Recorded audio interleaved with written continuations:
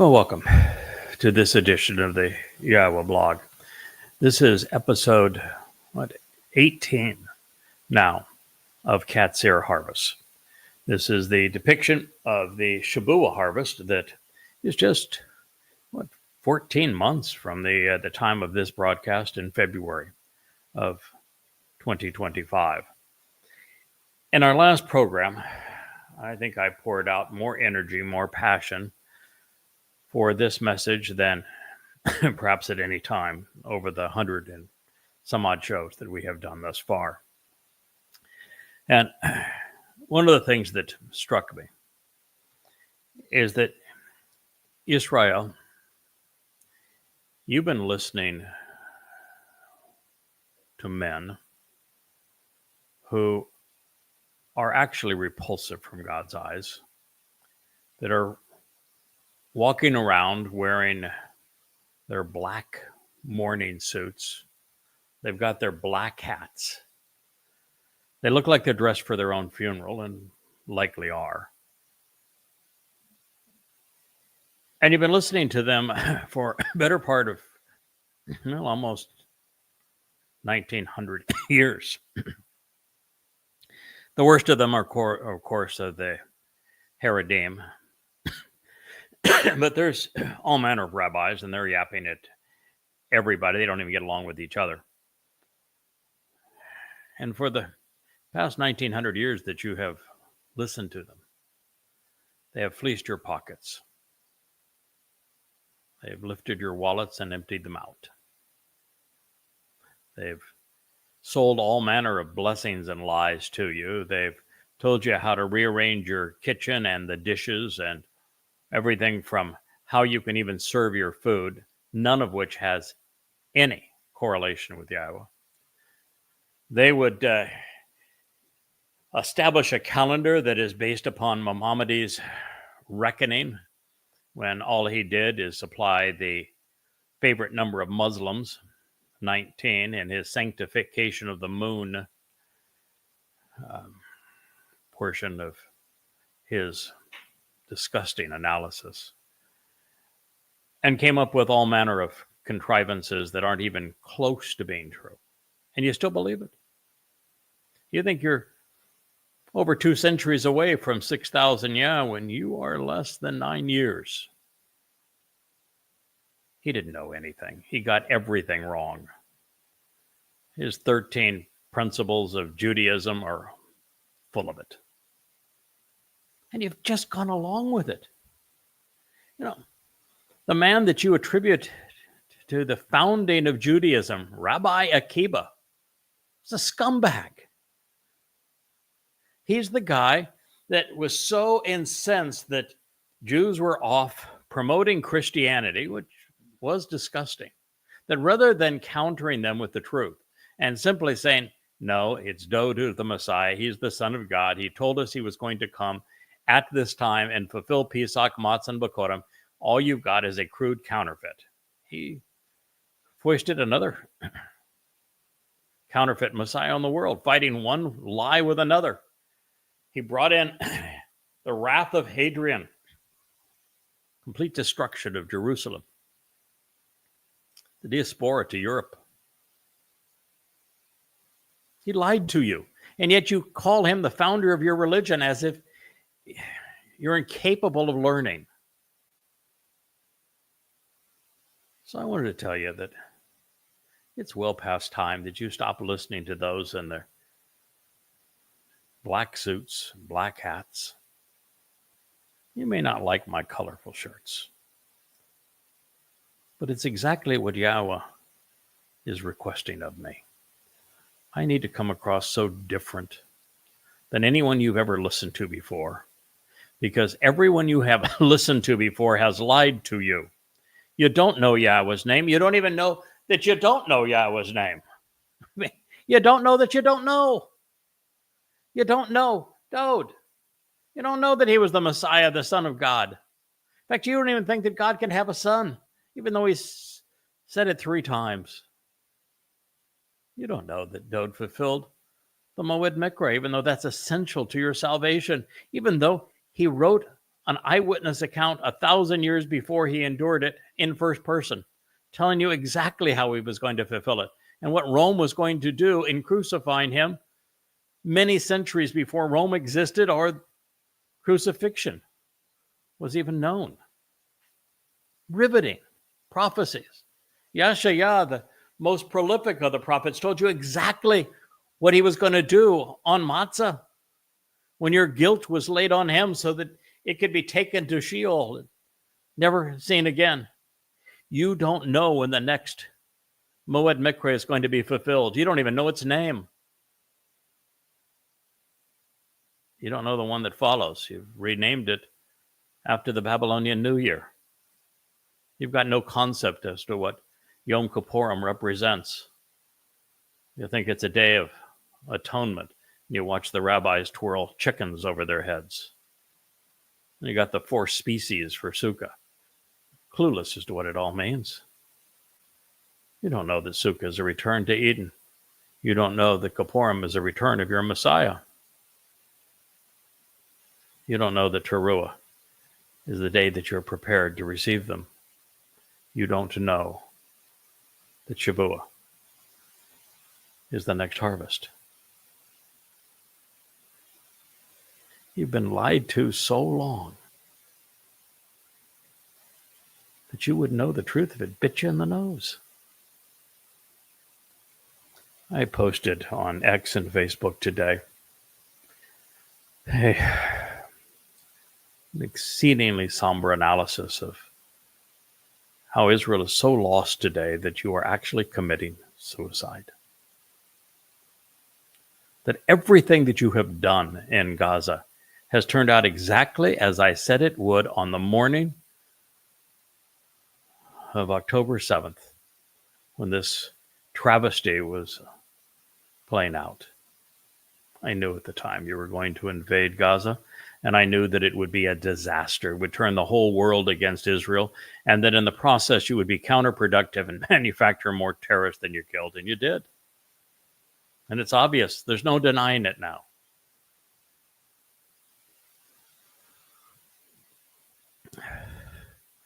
You like to think you won because Hamas is a demolition site, but you didn't.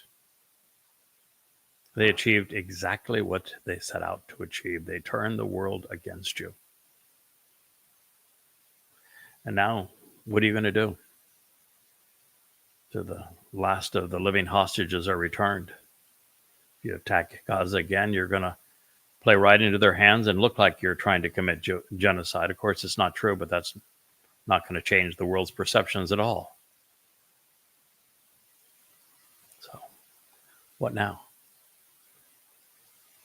Your prime minister lied to you and told you that he would most certainly wipe out Hamas and that they would never retain power in Gaza. And they're stronger now than they were when you began the war. More of them now than there were when you began the war. It's exactly as I told you it would be. You can't fight a religion with bullets and bombs.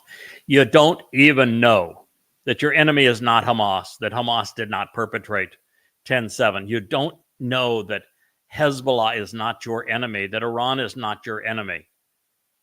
It's Islam. And you're afraid to say it. You still say Palestinian and Palestine as if those terms were legitimate. How in the world is the world going to know that it is nothing but a myth? That there is no Palestine, there is no Palestinian, there is no free Palestine. If you're going to parrot the lie, I begged you on the morning of 10/7 to remove the motivation for the flood of Al-Aqsa, to tear down the Dome of the Rock and Al-Aqsa Mosque. Offer them as a trade for your hostages first, of course. But those scars still stand. You're still calling murderous and malcontent Muslims, Palestinians, as if the term was legitimate. You're still afraid to expose and condemn Islam, even though it's obvious that the entire motivation for all of this is Islam. I'm so sad for you. And then you capitulated. You rewarded the Islamic terrorists for abducting your grandfathers, your babies, for raping your women,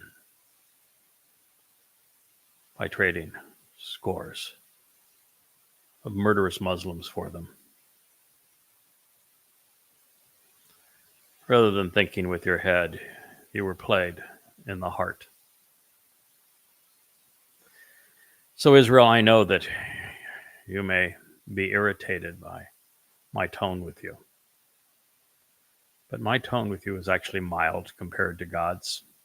He has been consistent all the way through. He is disgusted by your propensity to be religious and political. He is revolted by your propensity to spit in his face. Not only did you tell him to go away, you didn't want to hear from him again 3,400 years ago. You have never apologized.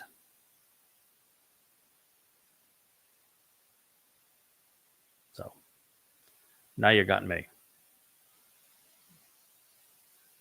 Yahweh told you so.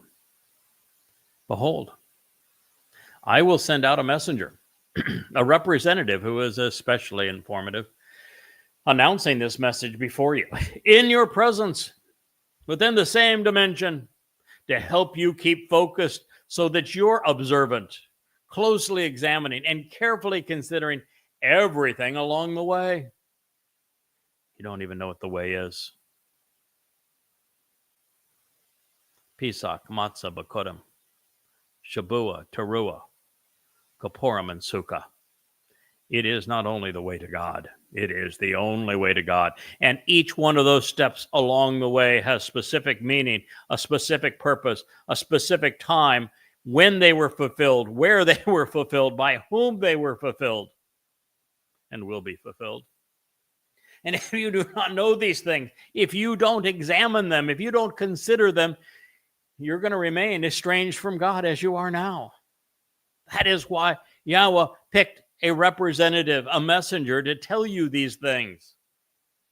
The door to life was opened by Dod, your Messiah, the Son of God, the King of Kings, and his second of three lives. He took your guilt and deposited it in Sheol on Matzah, making you appear perfect in God's eyes. And then the firstborn, the Bakur of Yahweh, facilitated Bakurim, firstborn children, the following day. All in 33 CE, year, 4,000 Yah, which means the next, yet unfulfilled. Moed Mikre is Shabua, which is what this program is devoted to, which is what I'm telling you about, because Shabua is the commencement of the time of Jacob's troubles. And if you miss this harvest, you will endure them. And the upcoming time of troubles is going to be worse than the Holocaust. You know it. You can sense it. In the Holocaust, Europe turned against you. Now the whole world has turned against you.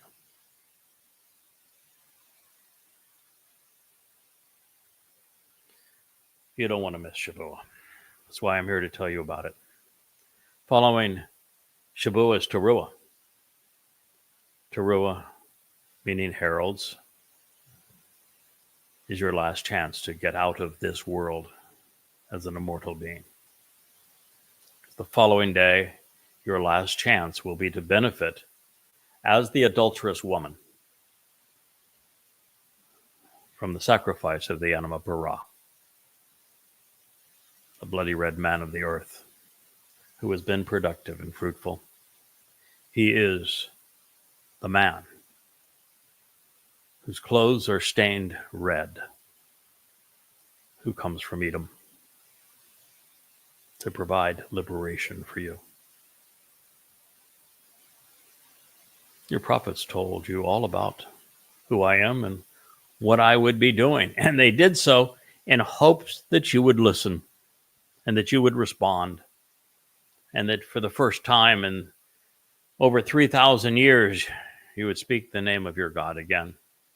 You would embrace your Messiah, King, for all he has done for you. You'd come back home. God went on to say, in addition, he will provide you with directions to bring you to the source, to the dwelling place, to the home, which to offer the benefits of the relationship I have provided. God is speaking to you in first person. This is from the very heart of the Torah, Shemoth, names, Exodus 23:20. Right in the middle of telling you the way home, presenting the entirety of the Moed Mikre, these restoring witnesses to the eternal testimony, so that you can be called out and meet with God. Right in the midst of this, God told you that he would provide this witness, this messenger for you. This messenger cannot be Moshe. He was already there. This messenger can't even be Dode because he is not a malak. He's not a witness. He's not a messenger. He's a prophet, a king, the Messiah, a Zeroah, sacrificial lamb, a shepherd. But never once is he called a malak. No. The Messiah has a malak, a herald, who is speaking to you now.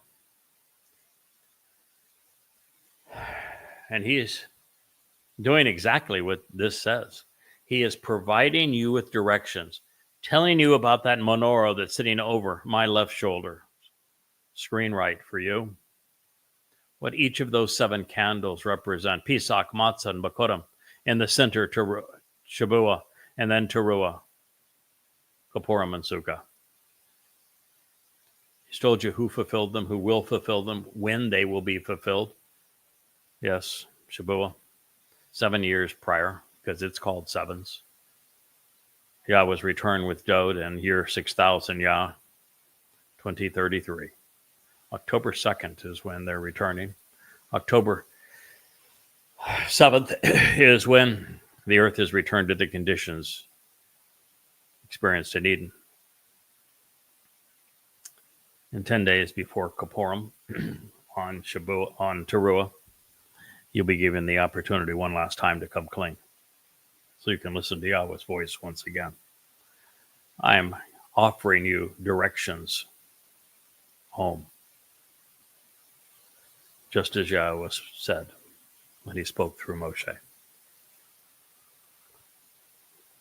He went on to say, you should choose to examine, to closely consider this, becoming focused and observant regarding his appearance and presence. You know, you could not have done much of that until this January, just a month or so ago. For the first 23 years that I was engaged by Yahweh, I was mostly anonymous and I was unseen.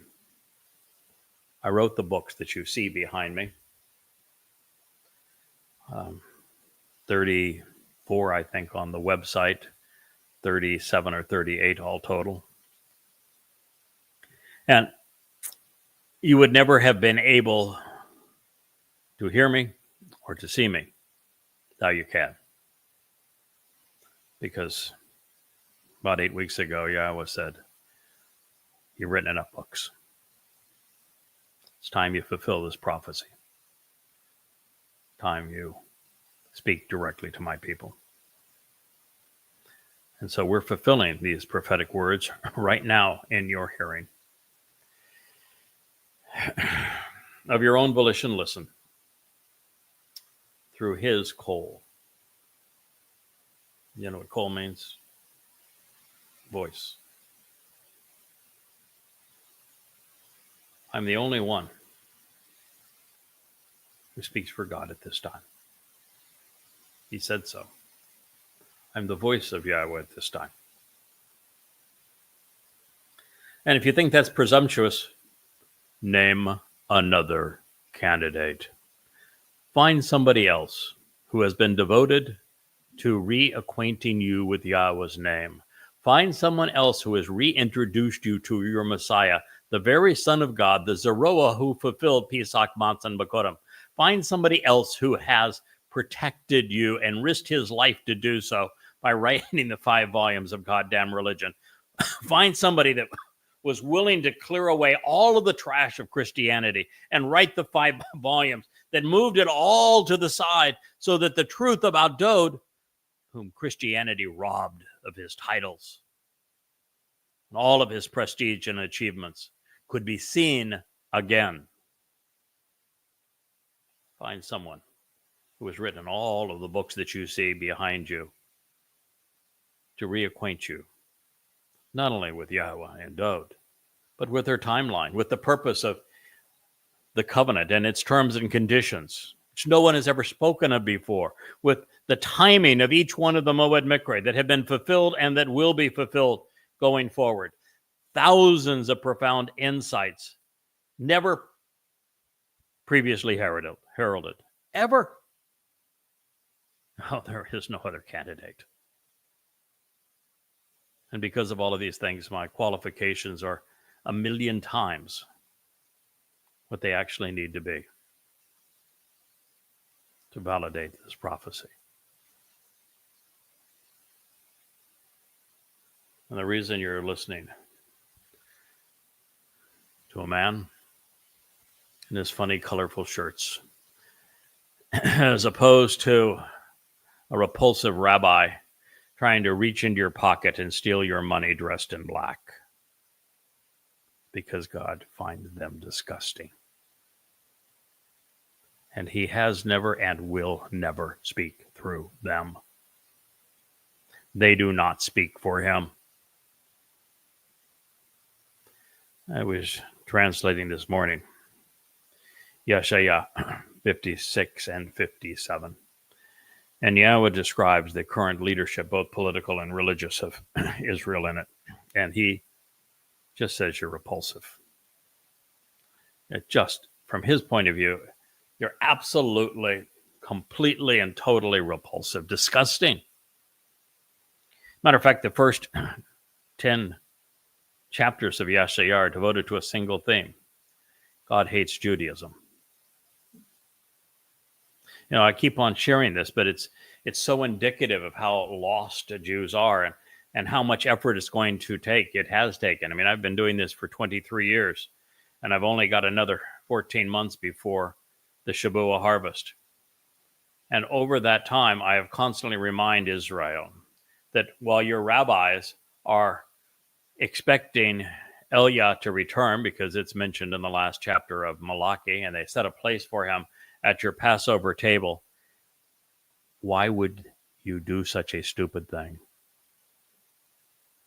Why would you do such a moronic thing? Have you ever thought about it? What is the one thing that Eliah did? Elijah. What's the one thing he did? Surely you know it. He exposed Israel's propensity to be religious and political. And every single person that he went up against died.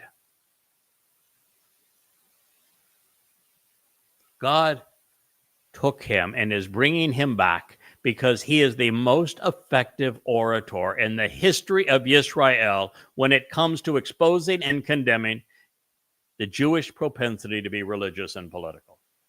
And this is the person that your rabbis unthinkingly set a place for at the Passover Seder?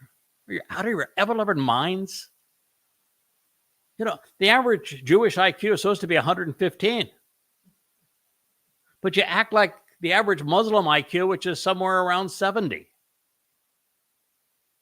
mean, after all, they just beat you worldwide in this last war. They raped your daughters, they tortured your children, they abducted your grandfathers. And for all the world, You're the bad guys now. How in the world were you outmaneuvered by half-tards? Not supposed to say retard, so they're just a half a tard. Right around half your IQ. I don't know, Israel. I'm going to continue to literally, I'm blue in the face. I'm going to look into this camera every day. I'm going to turn these lights on. I'm going to do a live stream. I'm going to come into your homes. I'm going to tell you the truth. And eventually, maybe some of you will wear down. Maybe, just maybe. It's going to resonate with a few of you that say, okay, well, yeah, maybe you're right. We've been irascible a very long time. And you're right about that raising God's name thing. And you're right about those rabbis being money grubbers and reaching into our pockets and having really nothing to offer all of this time. You know, you're right. Yeah. We did everything wrong on 10/7. We made a bad situation worse. We are a nation at each other's throats. We're fighting for our very existence and don't even know what to do next. And everything we've done thus far has been wrong. Under those circumstances, maybe, just maybe, you want to give God a chance. Try something new. What do you got to lose? He is God after all. You should choose, as it says, to closely examine and carefully consider. Be observant regarding his appearance and presence. This is Yahweh's instructions right from the heart of the Torah. Of your own volition, listen through his voice. Do not become rebellious. Do not remain rebellious, be a better translation. Towards him, nor defiant towards him. Listen, I don't really give two hoots if you are rebellious to me or if you're defiant to me. God does, by the way, because I'm the only person in the past 2,000 years who has correctly told you Dode fulfilled Pesach, Matzah, and Bakodim at great personal expense, and you not capitalizing upon it, you not recognizing it, you foisting a false Messiah to negate what he achieved is an abysmal crime of which his father is exceedingly angry. And I'm the one person telling you the truth, pulling away all the religious rubbish so you can revel in the truth, you can celebrate the truth, you can benefit from the doorway to life being open, your guilt removed from you, you're being encouraged to be part of God's covenant family, enriched and empowered by him. God's not the least bit happy when you are defiant against the one man who is telling you this truth.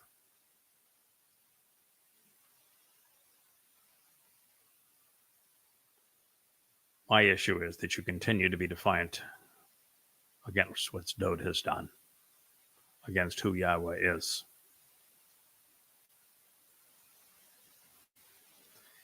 He says, don't be embittered. Don't be contentious. Don't remain bewildered. Because otherwise, God's of the contention that I'm not going to tolerate your rebellion. That your revolting defiance and your repulsive deviations from the established message are going to wear thin. Now, God's always right. And while I'm a long way from that point, God is always right. He has never missed on a prophecy yet. And so a time is going to come that I'm going to be even less accommodating than was Elia. What did Elia do? When he spoke against the prophets of Baal, the Lord, you love the Lord, don't you? When he spoke against the prophets of Asherah, the mother of God, these two cults, and against the king and queen of Israel, the political establishment, he mocked them mercilessly. He was sadistic as all get out. Not sadistic, sarcastic. No, he wasn't sadistic. He was sarcastic. And at the end of it all, God says, kill him. Oh, I would say that fairly intolerant, fairly much so. So how in the world could I be, according to this, less tolerant than Elia? Because there's going to come a day, sometime between 2030, when you'll find me on top of the Temple Mount, a Temple Mount that looks very different than it does now. It will be scrubbed clean of all religious trash. The Dome of the Rock will be gone. The Alaska Mosque will be blown away. There'll be no Muslims on it. And Elia and I'll be there. And I'll start off with a mixture of sarcasm and compelling tones as well as condemning ones. But ultimately, rabbis and others who are overtly religious are going to continue to say things that are just way too irritating. And I will torch them instantly. That's what's going to happen. I'm going to grow intolerant of the idiots.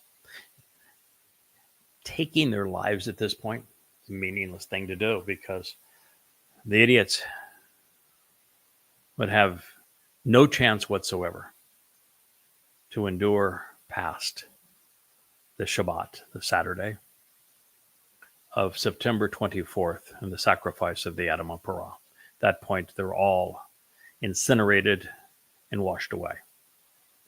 So all I'd be doing is shushing them up a year or 2 years early, so that maybe others might listen. I'll be doing the most compassionate thing possible. Yes, silencing the religious and the political is the most compassionate thing possible. Even today, you have Muslims in your midst, and yet their religion encourages them to rape, enslave, plunder, and kill you. The most merciful thing would be to protect your children, your daughters, your grandfathers, your grandmothers, by overtly exposing and condemning a religion that inspires these things, stopping them. So of your own volition, listen to his voice. Stop being rebellious. Stop being defiant. Stop being contentious and bewildered. Because ultimately, he's just not going to tolerate it anymore. And your revolting defiance and repulsive deviations are not going to prevail. Shemoth names Exodus 23:21, right in the heart of the Torah, where the Moed Mikre are presented. God interrupts his story to tell you about this story, this narrative, the Yahweh blog. You might say, wait, that was 3,400 years ago? You mean to tell me that all of this was to tell us today, 3,400 years removed from it, that we should listen to you? Yeah, that's right. I am telling you exactly that. That's what it says. And if you were to offer that question, what it says is that you're not thinking. Do you realize that when Moshe explained the nature of the 7 Moed Mikre, laid it all out for you, and you experienced the first 3 during the initial part of the Exodus, so they were dramatized for you. You got to experience actually what Yahweh meant through them. Your lives were extended on Pesach. You were able to walk away and distance yourself from the religiosity and the politics of Mitzrayim, these crucibles of human control on matzah. And you literally walked through the water, born again, spiritually. Or you could have been on Bikurim. You experienced it all, and rather than letting it soak in, rather than processing it, rather than capitalizing on it, rather than being grateful for it, even on the cusp of the dramatization of Bikurim, as you were facing the sea, you told Moshe, we want to go back and be slaves. You get to the other side, and the first thing you do is start being religious. You built a damn golden calf. And on and on and on it went. There isn't, you can't go 5 pages in the Torah without a meltdown by the children of Israel. You were pissy. And it doesn't get any better. You just went all the way through the entire process, completely ungrateful, argumentative, rebellious, all the things that are said right here. You may want to take pride in the Torah being given to you in this Exodus experience, but when you read the story, there's nothing to be proud of. There was only 2 fellows that made it into the promised land of the entire 600,000 that began. That's how horrible you were. So yes, you now go forward in time, and the chosen people still haven't chosen God. You haven't gotten any better. You're still not listening to him. You're still writing his name out of your lives. You still have no clue as to what these Moed Mikre represent. Got no concept as the purpose of the covenant. You don't have any idea what Yahweh's timeline is. You don't know who Yahweh was speaking of when he had Moshe explain in Deuteronomy 18, about the one that would come after him. That marvelous prophecy that was speaking of Dod. I don't even know who he is. And it's only gotten worse from there. So now, as we are just 8.5 years from Yah's return, just 15 months from the next fulfillment of a Moed Mikre, if it were not for this messenger at this time, and God speaking through him as a coal voice, not one of you would be there for the Shavua harvest. Not one of you would benefit from the Teruah ingathering. Not one of you would have any clue as who the Adamah Parah is or why he was there on the Shabbat of Teruah. There would be no one for the homecoming on Kippurim. And therefore, there would be no reason for Yahweh to return. It would all be for naught. And so this is your last chance. God recognized that he was going to have to send someone to get your attention. And you may say, well, he should have been able to find better than you. Okay. You won't get any argument from me. He should have been able to. But he couldn't. And so you got me. And you know something? After I've done this now for 23 years, and after we've begun this transition that Yahweh asked me to make from writer, which I think I was a pretty damn good writer. I think my translations are the best the world has ever seen. I'll stack them up to anyone's ever. No one comes close in accuracy or in content or completeness. And I know there isn't anyone that even has 0.1% of the number of profound insights that I've deduced as a result of this. Yeah, I think it was a pretty good writer. It's testament to these books behind me. But you know something? I'm better at this. Yahweh knew what he was doing when he picked me. I may think, and you may think, and we both might agree, that he should have been able to do better. He did just fine.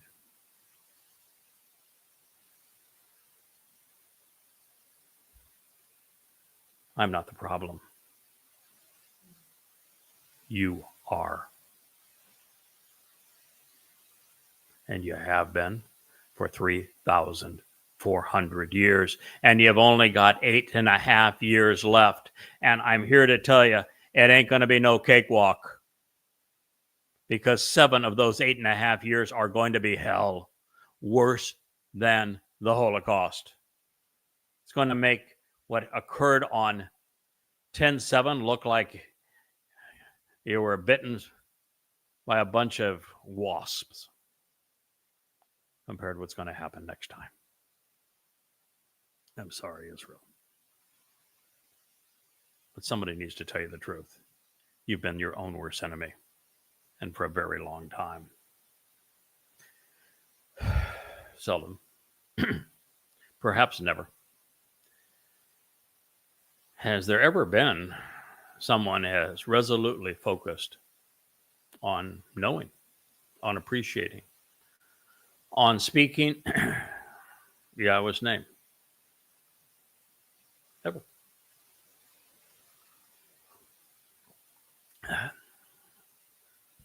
The 4.5 books behind me are all presented under the name Yada, to know Yahweh. And in them, for the first time since Moshe revealed God's name 3,400 years ago, I have explained its meaning and how to properly pronounce it. So, it's safe to say that Yahweh's personal and proper name is integrated into my very nature. So, what more do you need? Why don't we start there? This is again from the Torah. And I can assure you, no one has ever taught Torah as I am doing it to you now, looking you in the eye and saying, this is what God intended for you to know. This is what you need to do if you're going to benefit. Indeed, if you listen very carefully to his whole voice, and if you engage acting upon everything that I say for the benefit of the relationship, then I will be openly hostile to those who oppose you, demonstrating rancor towards your adversaries. I will then require that your foes are besieged and defeated. I wrote a song that said, more terrorists will come. I would stop them, if not for the rabbinical scum. Yahweh's message. Yes, the next 10:7 will be 1,000 times. More jihadists and more aerial bombardments. The IDF is incapable of dealing with mujahideen. They're capable of dealing with planes and tanks. You're not going to be attacked with planes and tanks. You're going to be attacked with mujahideen. Millions of them next time. Yahweh would preclude it. You have his word on it. But for him to preclude it, you have to listen to him. And the way to listen to him today is to listen to what I say about him. Stop listening to your politicians. Stop listening to your rabbis. Stop going about the motions as a culture. You are the chosen people, but you have not chosen God in return. He sent me to wake you up from this stupor, to encourage you to start listening, to encourage you to respond. That is why we're here. But these programs, which now, maybe 1,000, sometimes 2,000 people will listen to them, that number needs to be millions. And you can make a difference. You can be among the first who pay attention, who respond, who return to Yahweh, who listen to these programs, who read these books, who then share this message.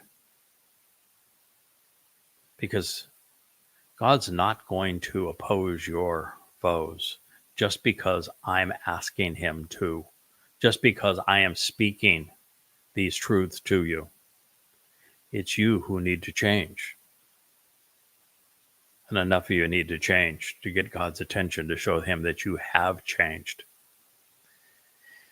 Now, based upon what the prophets have said, I think that the likelihood is, I should say the certainty is, because I've read future history, that ultimately, some thousands of you, maybe 8,000, 7,000, are going to capitalize on the Shavuot harvest. Maybe another 7 or 8,000, after listening to Elia and I speak to you, will capitalize on the Teruah harvest. I'm hopeful that there are some 7,000 of you who will survive the time of Jacob's troubles, who will be in Jerusalem on Teruah, and who will benefit from the prophesied sacrifice of the Adamah Parah, as I give my life for you. And Yahweh ignites the flame, unleashes the cleansing waters. And on that very moment, I can assure you, on behalf of that mortal remnant, Yahweh will do this very thing. He will besiege, he will defeat, he will incinerate and wash away all of Israel's foes instantaneously, the end of the time of Jacob's troubles. But you could bring this result on yourself sooner. I can tell you that while Yahweh has been to your future and has seen the sum total of all your choices, mostly bad, and finally one that is good, he'd be the happiest God in the universe if he got one prophecy wrong. If Israel made the decision to return to Yahweh sooner than that, and that there were less Jews who died, and there were more Jews in heaven, and that Israel's adversaries could be vanquished sooner rather than later, I can tell you, this is the one place he'd say, yeah, I'd be delighted to have gotten that prophecy wrong. Happy about that. We're going to have no complaints.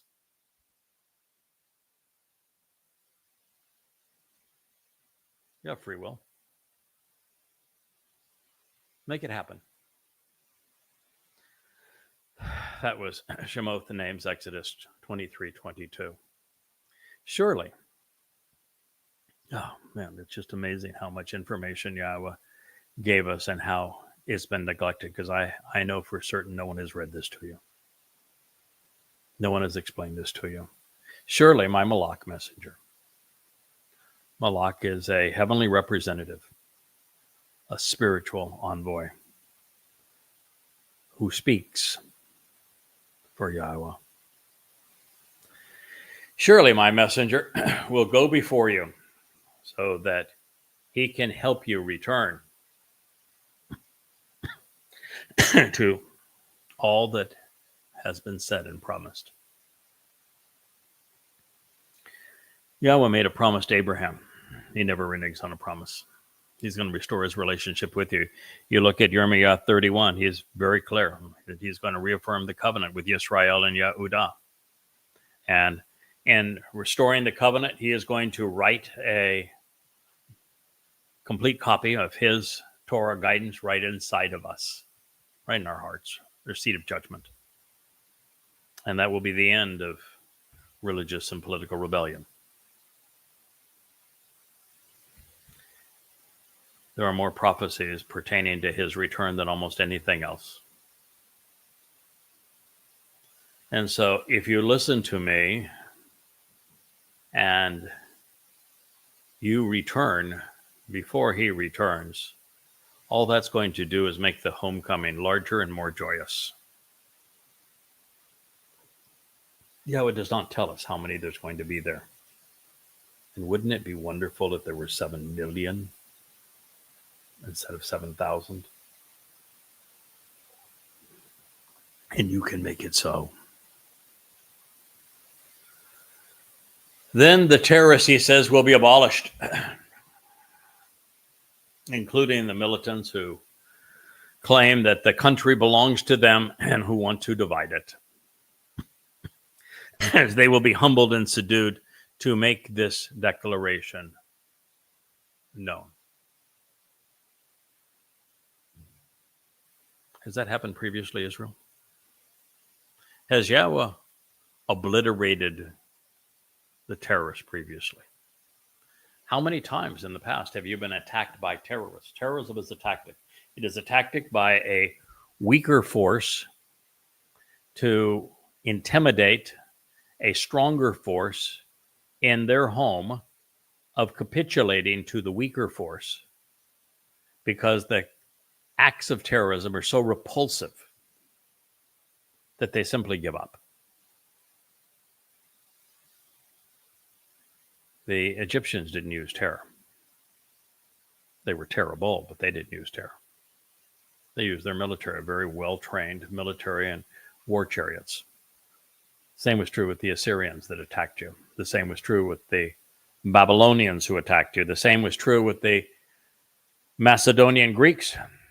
The same was true with the Romans 3 times in their legions. The same was true with the Ottoman Turks. The same was true with the Crusaders. The same was true by the Nazi Germans. The same was true all the way until now, when Muslims are embracing the signature act of Islam, and they have become terrorists. And Yahweh is not only telling us 3,400 years in advance of it occurring that these terrorists would come, these militants would claim that the country belongs to them.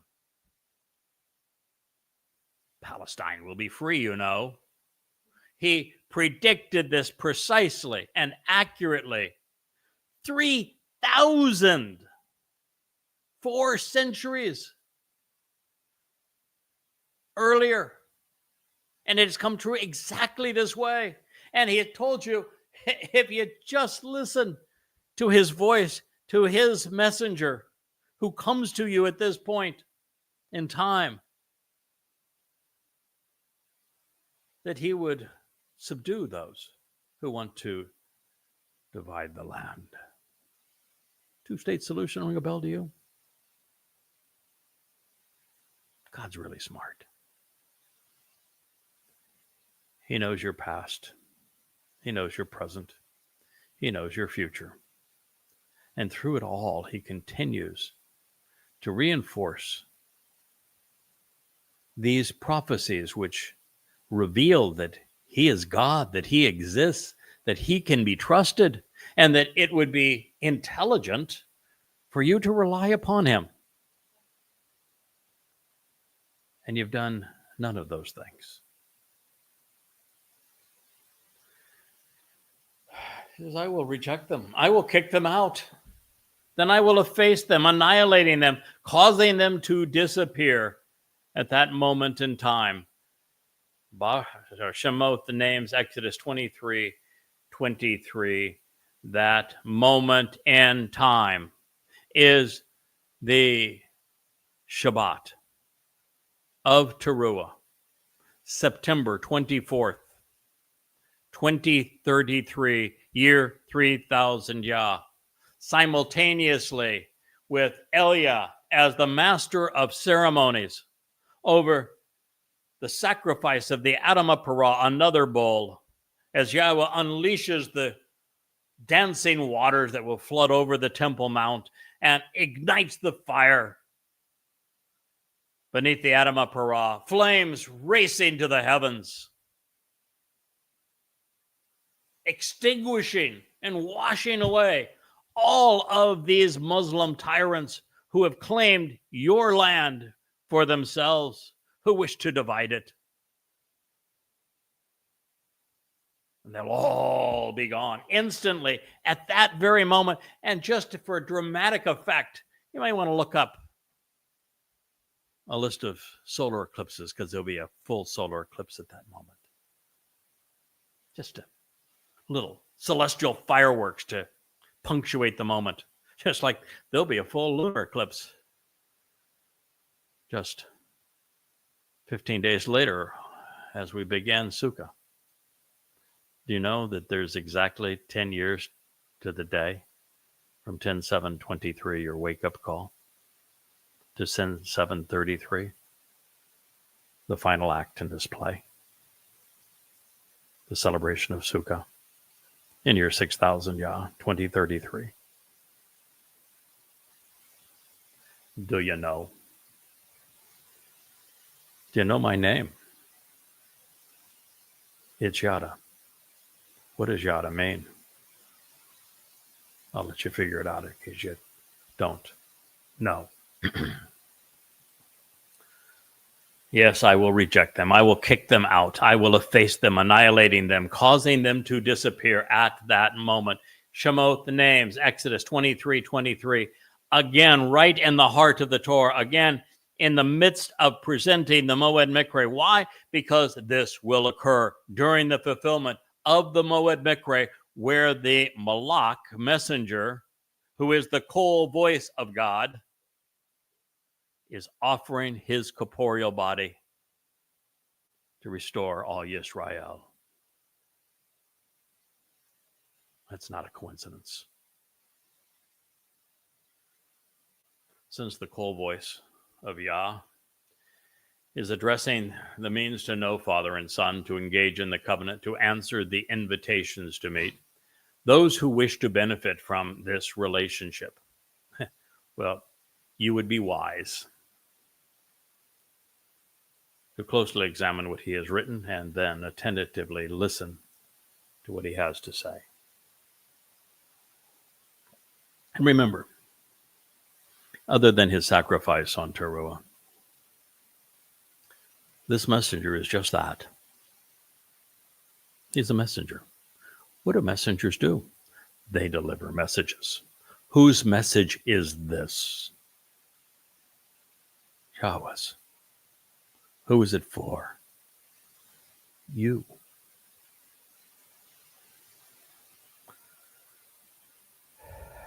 The reason that Yahweh transitions to the Malach messengers, rancorous adversaries, is because by the very nature of delivering God's message, he will be viciously attacked by zealots of religions and political parties, especially those he impugns.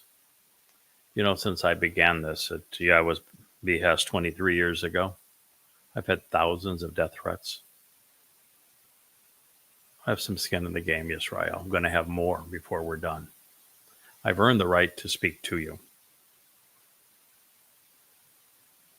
Those who rage against God's Kol will outnumber those who listen to him by, well, 1,000,000 to 1. I'm happy with those odds. And that being the case, Yahweh wanted his people to know whose side he is on. And with these words, we're going to conclude this episode of Qatsyr Harvest. As I ask you, whose side are you on?